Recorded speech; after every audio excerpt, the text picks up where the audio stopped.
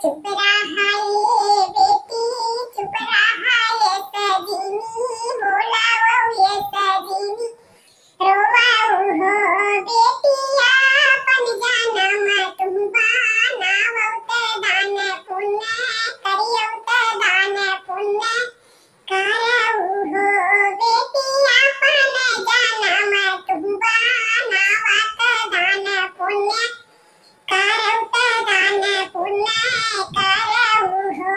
सासू के पूजा होगा उड़ाए से ससुर के ना, मन करिहा ससुर के ना, मन की हो बेटी, स्वामी के मानू पर चलिया भगवान नहीं मानी हो सो बेटी, स्वामी के मानू भगवान तो मनसा तोहरी पुरवई, तो मनसा तोहरी पुरवई हो।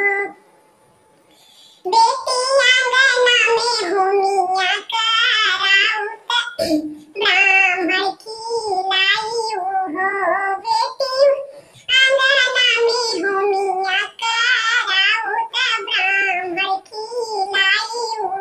मानी रही मैके, मानी रही मैके वचनिया ते दान पुण्य, करई ते दान पुण्य, कैली हो बहिनी सास ससुर की सेवा ते स्वामी के वचन मानी हो, बहिनी सास ससुर की सेवा ते स्वामी के वचन मानी हो। अंगने में हवन कराई ते ब्राह्मण के खियाई, ते ब्राह्मण के खियाई हो।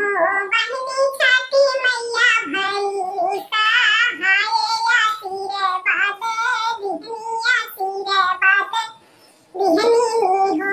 8 महीना के बीतत नवाई के, लागत नवाई के लागत हो।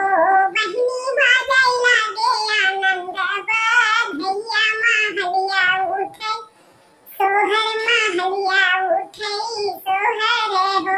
गोदिया में नहीं के लालनमा, बाजी न छठी